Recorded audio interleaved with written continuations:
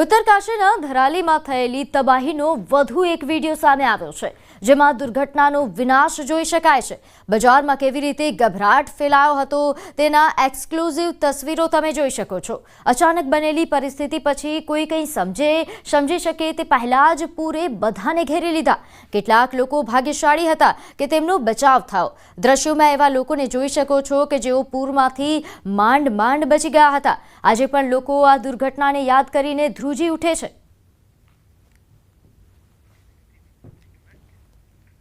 તો ઉત્તર પ્રદેશના સહારનપુરમાં ભારે વરસાદ પડી રહ્યો છે। પહાડીઓ અને મેદાની વિસ્તારોમાં અવિરત વરસાદના કારણે ઘાડ પ્રદેશની નદીઓ છલકાઈ રહી છે। નદીના પાણીના સ્તરમાં અચાનક વધારો થવાના કારણે બિહારના ફતેપુર પેલીઓમાં ઘણા શાળાના બાળકો ફસાઈ ગયા હતા। ઘટના સ્થળે પહોંચેલા ગ્રામજનોએ પોતાનો જીવ જોખમમાં મૂકીને બાળકોને સુરક્ષિત રીતે નદી પાર કરાવવામાં મદદ કરી। ભારે પ્રવાહના કારણે ગામનો મુખ્ય મથક સાથેનો સંપર્ક તૂટી ગયો છે। ગ્રામજનોએ વહીવટીતંત્રને નદી પર પુલ બનાવવાની માંગ કરી છે, જેથી ભવિષ્યમાં આવી ઘટનાઓ ટાળી શકાય। તો ઉત્તરાખંડમાં સતત વરસાદના કારણે પિથોરાગઢમાં રસ્તાઓ પર મુસાફરી કરવી એ જોખમી બની ગઈ છે। અહીં થલ મુનસિયારી રોડ પર રતિગઢ ખાતે વાહનો કાટમાળમાં ફસાઈ રહ્યા છે, જેના કારણે અકસ્માત થવાની શક્યતાઓ સેવાઈ રહી છે। રતિગઢ નાળામાં વહેતા પાણીના ઝડપી પ્રવાહના કારણે વાહનોની અવરજવર જોખમી બની ગઈ છે। આ રસ્તા પર ઘણા વાહનો આ રીતે ફસાઈ રહ્યા છે, તેમને ખૂબ જ મુશ્કેલીથી બહાર કાઢવામાં આવી રહ્યા છે। ઉત્તરાખંડમાં ભારે વરસાદના પગલે કેદારનાથ યાત્રાએ આગામી 3 દિવસ માટે પ્રતિબંધિત કરાઈ છે।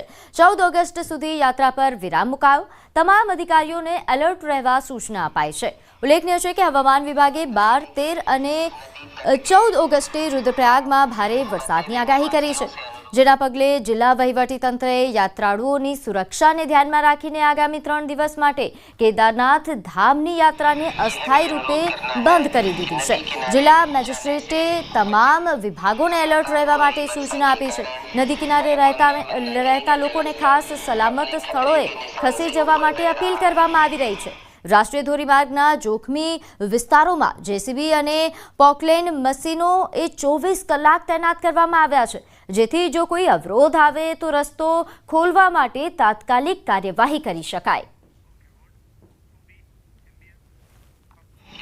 लगातार हो रही वर्षा के कारण अलकनंदा मंदाकिनी का जलस्तर अपने खतरे के निशान से ऊपर बह रहा है। अलकनंदा मंदाकिनी के नदी तट के पास बसे हुए निवासियों से अनुरोध है कि सतर्कता का उच्चतम स्तर बनाए रखें, अपना और अपनों का ध्यान रखें। यह भी अनुरोध करना है कि नदी किनारे जाने से बचें।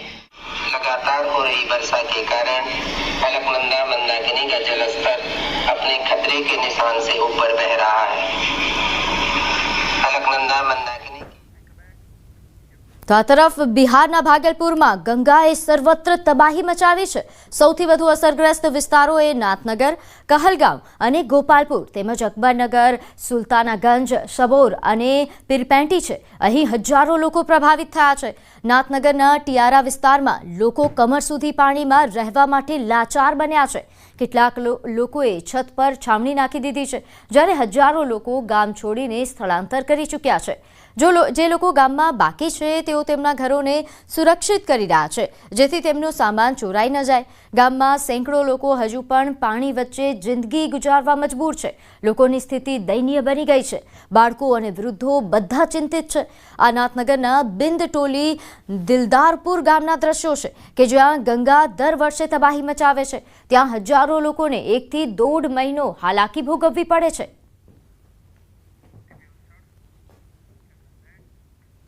આગળ વાત કરીએ વલસાડ જિલ્લાના કપરાડામાં લોકોને જીવતો ઠીક, પરંતુ મૃત્યુ પછી પણ ભારે હાલાકી। અહીં ઉમલી ગામે સ્મશાનના અભાવે વરસતા વરસાદમાં અંતિમ વિધિ કરવા લોકો મજબૂર થયા। અકસ્માતમાં એક યુવકનું મોત થતાં પરિવારે ખુલ્લામાં અંતિમ વિધિ કરવી પડી। મહત્વનું છે કે ઉમલી ગ્રુપ ગ્રામ પંચાયતમાં કાસ્ટોનિયા અને કેતકી સહિત 3 ગામોનો સમાવેશ થાય છે, પરંતુ એક પણ ગામમાં પાકું સ્મશાન ભૂમિ નથી। અને જેના કારણે દર વખતે ચોમાસામાં વરસાદી માહોલમાં લોકોએ મૃતકોની અંતિમ વિધિ ખુલ્લા આકાશ નીચે કરવી પડે છે. લોકો સ્મશાન બનાવવાની માંગ કરી રહ્યા છે.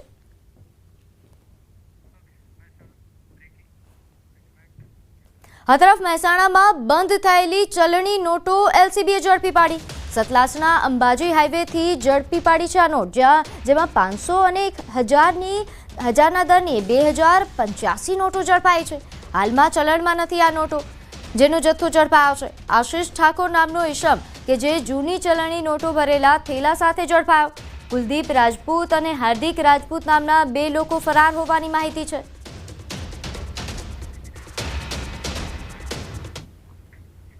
વડોદરા શહેરમાં ભવ્ય તિરંગા યાત્રાનું આયોજન થયું. નવલખી મેદાન ખાતેથી ગાંધીનગર ગૃહ સુધી રંગે ચંગે આ યાત્રા નીકળી હતી. યાત્રામાં ગૃહ રાજ્યમંત્રી હર્ષ સંઘવી, વિધાનસભાના દંડક સહિત ધારાસભ્યો જોડાયા હતા અને મોટી સંખ્યામાં વડોદરાવાસીઓ આ યાત્રામાં જોડાતા શહેર તિરંગામય બની ગયું હતું. યાત્રા દરમિયાન વરસાદ વરસતા ઉત્સાહ જળવાઈ રહ્યો હતો. 50,000થી વધુ નાગરિકો તિરંગા યાત્રામાં જોડાયા હતા.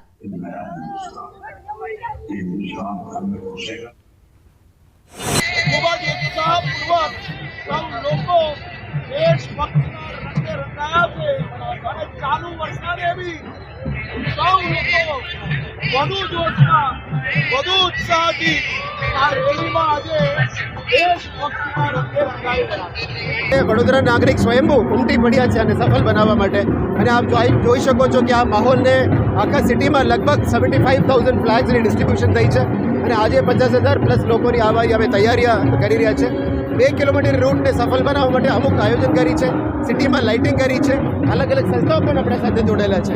વડોદરા મહાનગરપાલિકા દ્વારા આજે મોટી તિરંગા યાત્રાનું આયોજન કરવામાં આવ્યું છે કે જલ જીવન મિશનની એનિવર્સરી, સ્વચ્છ ભારત મિશનની એનિવર્સરી અને 15મી ઓગસ્ટ આ ત્રણેયનો સંગમ થયો છે અને રાષ્ટ્રપ્રેમથી આપણા સૌના માથા ગર્વથી ઉચકાયેલા રહે એ પ્રમાણે આઝાદીના અમૃત મહોત્સવમાં ભારત એક વિકસિત રાષ્ટ્ર બને, વડોદરા એક વિકસિત શહેર બને એ માટેની શુભેચ્છા.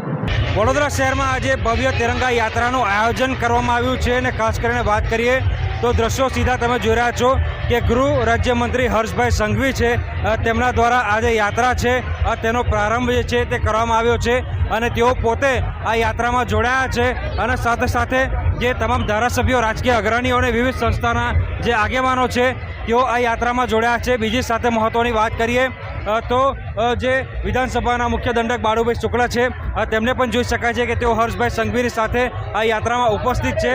મોટી સંખ્યામાં પોલીસ કર્મચારીઓ પણ આ યાત્રામાં જોડાયા છે અને ખાસ કરીને વાત કરીએ તો અત્યારે જ્યારે આ યાત્રા શરૂ થઈ ગઈ છે ત્યારે વડોદરા શહેરમાં વરસાદી માહોલ જોવા મળી રહ્યો છે અને વરસાદી માહોલ વચ્ચે હજારોની સંખ્યામાં જે વડોદરાવાસીઓ છે તેઓ આ તિરંગા યાત્રામાં જોડાયા છે અને ગૃહ રાજ્યમંત્રી હર્ષભાઈ સંઘવી જે છે તે પોતે પગપાળા આ યાત્રામાં સહભાગી બન્યા છે. તો આજે જ્યારે વડોદરા શહેરમાં તિરંગા યાત્રા યોજાઈ ત્યારે તેનું ભવ્યથી ભવ્ય આયોજન જે છે તે વડોદરા શહેર ખાતે કરવામાં આવ્યું હતું. હાર્દિક દીક્ષિત, ન્યૂઝ 18 ગુજરાતી, વડોદરા. તો ગતરોજ વડોદરામાં અનબાન શાનથી આ તિરંગા યાત્રા નીકળી. તિરંગા યાત્રામાં ગૃહ રાજ્યમંત્રી હર્ષ સંઘવી જોડાયા હતા અને તે દરમિયાન તેમણે અધિકારીઓને સ્વચ્છતાના પાઠ ભણાવ્યા. મેયર, વિધાનસભાના મુખ્ય દંડકની હાજરીમાં યાત્રાના રસ્તામાં પડેલો કચરો ઉચક્યો, રોડ પર પડેલ ખાલી પાણીની બોટલ જાતે ઉઠાવી અને રોડ પર પડેલી બોટલ ઉઠાવીને અધિકારીઓને આપી.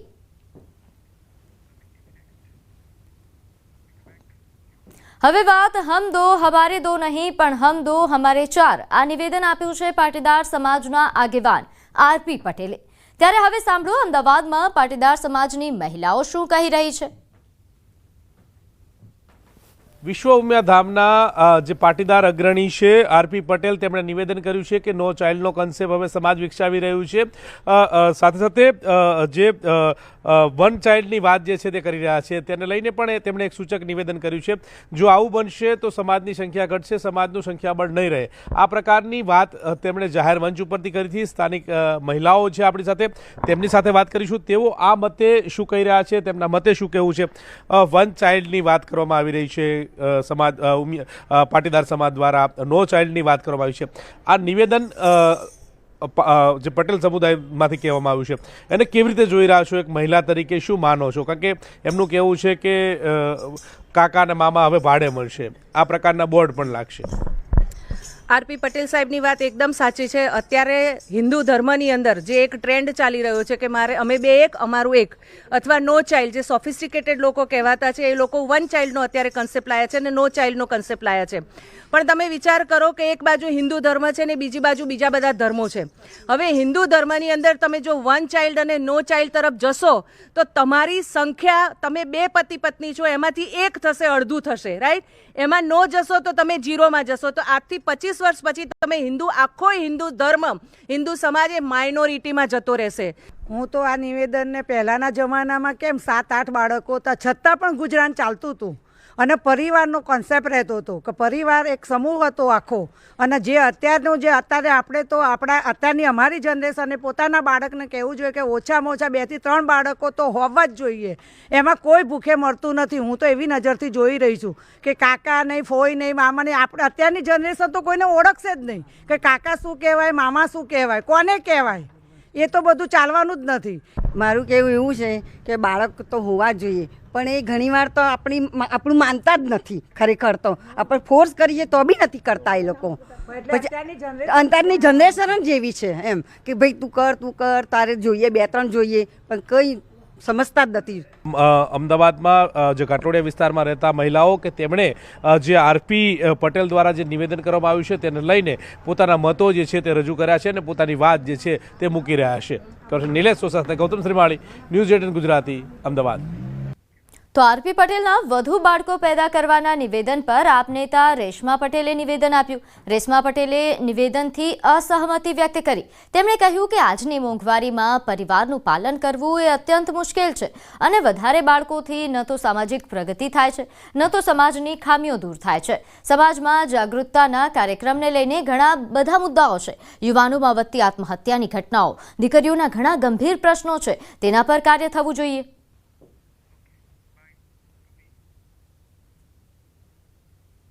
હું એમની સાથે બિલકુલ સહેમત નથી, કારણ કે આજના મોંઘવારીના જમાનામાં 3-4 બાળકો પાલવવા ખૂબ જ અઘરા હોય છે.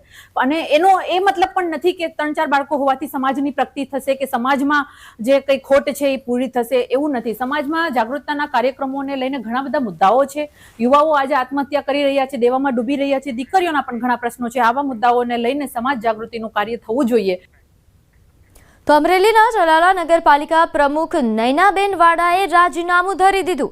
માત્ર 5 મહિનામાં રાજીનામું ધરી દેતા ભાજપમાં ખળભળાટ છે.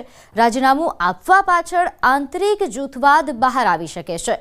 જિલ્લા કલેક્ટરને રાજીનામું ધરી દેતા રાજકારણમાં ગરમાવો સર્જાયો. લેખિતમાં કૌટુંબિક કારણો બતાવીને રાજીનામું આપ્યા હોવાનું જણાવ્યું છે.